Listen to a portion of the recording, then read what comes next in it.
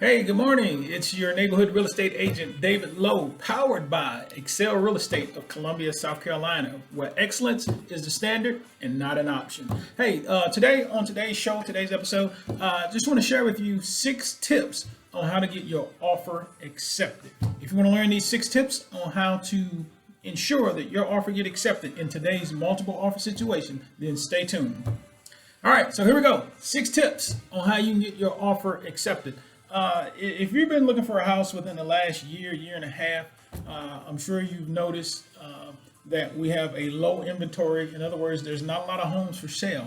And so what that's doing is it's causing multiple offer situations. It's not uncommon to go put an offer in on a house, and there's already anywhere from 5 to 10 offers already in on that house. And now you're competing against other buyers who want to buy that house.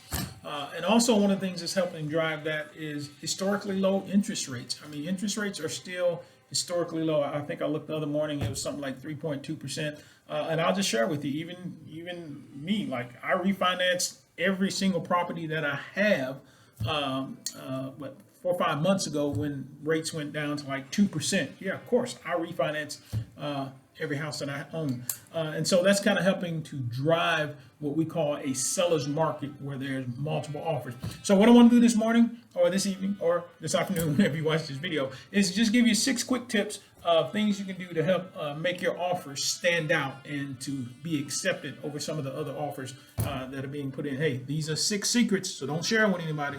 All right, so here we go. So the first thing you can do to help your offer stand out is to put down more earnest money. When you put down more earnest money, it says to the seller that you are more serious in seeing this deal all the way through. And when you put down more earnest money, you're really not any risk of losing that earnest money because it's your money. And all that's going to happen is at closing, they're going to apply that earnest money toward either your closing costs or toward the actual loan. Generally, you get to decide. Now, here in South Carolina, traditionally, I stay in the market of about $250,000 to $300,000, and typically, earnest money runs anywhere from about $500 to $1,000 down, earnest money. So I would say increase that earnest money. If you're here in South Carolina or wherever you're at, I would say double that earnest money. Go from $1,000 maybe to $2,000 to $3,000 down, because it just says to the seller that you are a little bit more willing to be committed to ensuring that this purchase goes through. So put down more earnest money. Then number 2, show the seller that you're qualified. And what I mean by that is when you put in the offer, make sure that your pre-approved letter from the lender is with that offer. Because I'll be honest with you, if you're submitting offers or you're a realtor submitting offers and there's not even a pre-approval letter from the lender saying that you're qualified, you have a qualified loan to back that up, then guess what? You're putting yourself at a huge disadvantage. And then let me also just caveat and say this. For me personally, local lenders are just better. Here's why. Because I work with a local lender over at Guild Mortgage. I'm going to call their name because they're such great lenders, Guild Mortgage. And one of the things the loan officer that I work with, whenever I'm working with buyers, she will personally call the seller and ensure the seller's agent, that this buyer is solid, that their financing is solid, their financing is not going to fall through, and that when she gives the blessing that we're going to make it to closing table, we're making it to the closing table. And when you work with a lot of the national lenders, guess what? I don't know of any national lenders that's picking up phones and calling local real estate agents, local seller's agent, to give them that extra additional confidence that that loan is solid and that it's going to get through. And so I just encourage you, if you can, work with a local lender. And please don't call me if you're a national lender, whatever, saying blah, blah, blah, blah. Guess what? Local lenders is where I found my greatest success, because usually they're willing to get on that phone and make that phone call for you. So if you can, make sure you're qualified, get a local lender if possible. Another thing just may seem simple, maybe not a big deal to you, but be flexible. Number 3, be flexible on your closing date. Just let that seller know that you're willing to close on whatever date that they want to close on, whether it's 30 days, 40 days, or even 60 days. Be flexible on the date. That way you're showing that you're more willing to work with that seller in the purchase of that home. And then number 4, Shorten or waive contingencies. Anytime you buy a home, usually there are some contingencies already built in. If you can shorten those days, then shorten those days. I.e., for instance, in the South Carolina contract, we have a 10-day due diligence contingency. And within that 10 days, that's an opportunity for you to get all your home inspections done. That's an opportunity, even with our contract, within 10 days, for any reason, you can back out of a contract. And so what you want to do is, if possible, shorten those contingencies. So instead of 10 days, say, hey, only 5 days due diligence.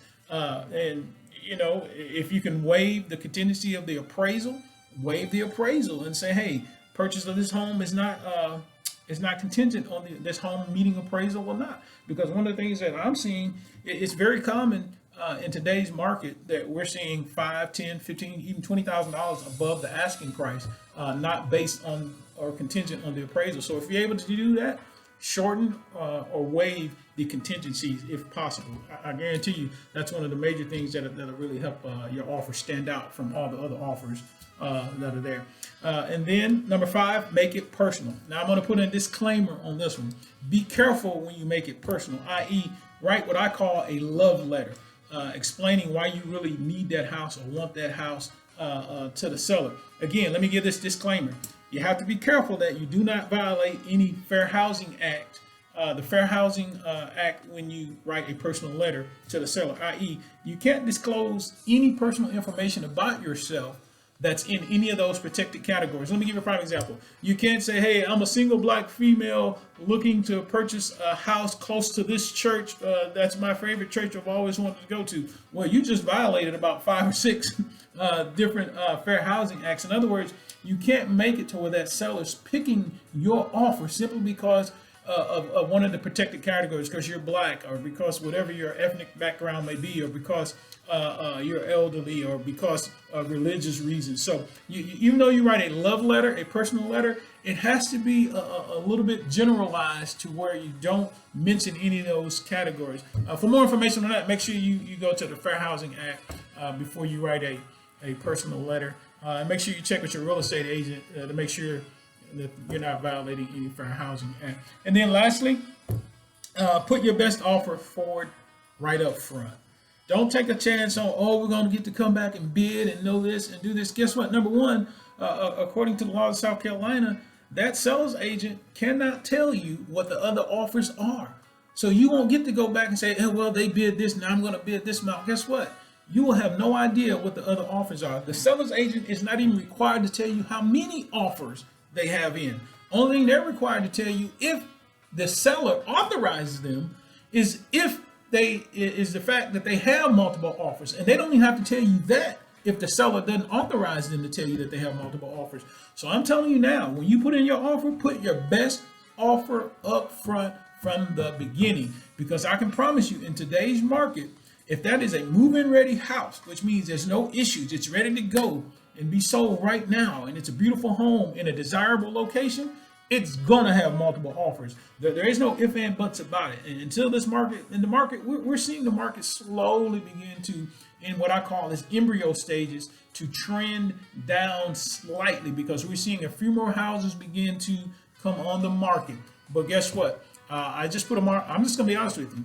Today is November 15th. I just put a house on the market 2 weeks ago, and the same day, the very same day that house hit the MLS and hit the market, guess what? I had 6 offers in one day, and I took it off the market immediately after 6 offers because my client said, hey, as soon as you get the offers, send them to us, we'll make a decision. And that's what my client did. So again, just hopefully this was helpful. This is David Lowe with Excel Real Estate. If you got any questions or anything, doesn't matter if you're working with a real estate agent or not. If you just got a question, I'll answer the question. It doesn't bother me at all. 254-421-9557. Again, your neighborhood friendly real estate agent, David Lowe. God bless. Until next time. Have a great day.